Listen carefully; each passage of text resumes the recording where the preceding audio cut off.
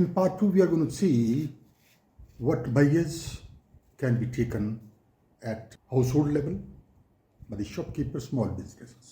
यानी हम इस हिस्से में ये देखेंगे कि हम घरों में, अपनी दुकानों और कारोबार में जो बिजली का इस्तेमाल करते हैं उसमें कैसे बचत की जा सकती है। सबसे पहली बात तो ये है about peak hours. Her bill के पीछे लिखा हुआ होता है कि किस महीने से किस महीने के दौरान पीक आवर्स क्या होंगे। एक तो पीक आवर्स को समझना और पीक और ऑफ पीक के रेट्स में क्या फ़र्क है उसको समझना बहुत ज़रूरी है।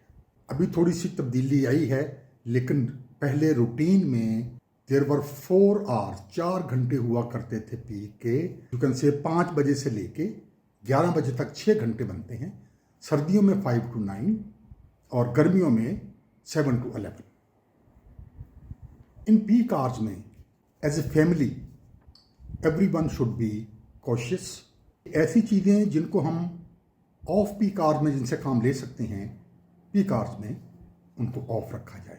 रेफ्रिजरेटर है, उसने चलना है, मजबूरी है, लेकिन वॉशिंग मशीन को तो हम पीक आवर्स में यूज़ ना करें। एसी को कम से कम यूज़ करें, अगर ना करें तो बहुत ही अच्छा है। इसी तरह लैपटॉप और सेल फोन को जो चार्ज करना है वो पीक आवर के स्टार्ट से पहले कर लें या फिर उसके बाद हम कर लें। तो ये तो हुआ पहला पॉइंट, पीक आवर्स के बारे में अच्छी तरह से जानना और उसमें गैजेट्स का कम से कम इस्तेमाल करना। इसके साथ साथ एक बड़ी चेंज आई थी कंजम्पशन में जब एनर्जी सेवर आए, लेकिन अभी इम्प्रूवमेंट हो गई है और एलईडी बल्ब्स आ गए हैं। एक ही दफ़ा में नहीं, तो कोशिश करें ग्रेजुअली आप घर में कोई भी नॉर्मल बल्ब या ट्यूब नहीं होनी चाहिए, उनको रिप्लेस कर दीजिएगा एलईडीज के साथ। अगर आपके एनर्जी सेवर लगे हुए हैं तो उनको भी ग्रेजुअली उनको चेंज कर दीजिएगा। अगर आपने एयर कंडीशन बदलना है तो डीसी इन्वर्टर पे आइए। ये मुकाबलतन पहले वाले एसी से, कन्वेंशनल एसी से बहुत कम बिजली इस्तेमाल करते हैं। So go for the smart gadgets, जो बिजली कम कंज्यूम करने वाले जो आलात हैं उनका आप इस्तेमाल कीजिएगा। तीसरा पॉइंट है कि हुकूमत भले ना भी करे, आप अपने तौर पे 1 से 2 पैनल लगा लीजिए।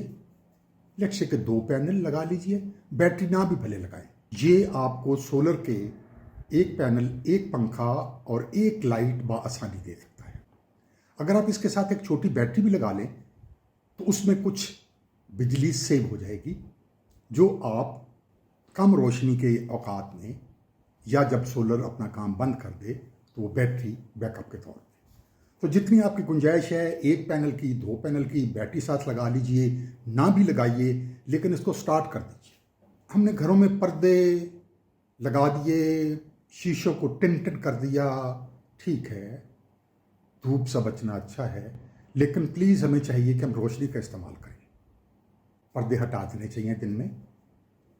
नेचुरल लाइट का ज़्यादा से ज़्यादा इस्तेमाल करें और लाइट के लिए, रोशनी के लिए दिन के वक्त कम से कम बल्ब इस्तेमाल किए जाने चाहिए। एसी इस्तेमाल करने वाले सार्फिन, पुराने जो हमारा एक सिस्टम हुआ करता था कि एक कमरे में मैक्सिमम फैमिली मेंबर्स गद्दे बिछा के, मैट्रेस बिछा के, कुछ पलंग पे, तो दिन में सारे इकट्ठे एक ही जगह पे आराम कर लिया करते थे और इस तरह रात को ही सो लिया करते थे। तो जितना मुमकिन हो सके कम से कम कमरों को के एयर कंडीशन चलाएं।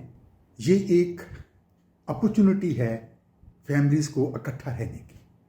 ये 1 चाइल्ड 1 रूम वाला कॉन्सेप्ट ना कीजिए। अभी एसी के टेम्परेचर के बारे में बड़ा डिस्कस होता है, मैंने कुछ पढ़ा भी इसके बारे में। एक मैजिक फिगर इसको कहा जाता है 26 डिग्री सेंटीग्रेड।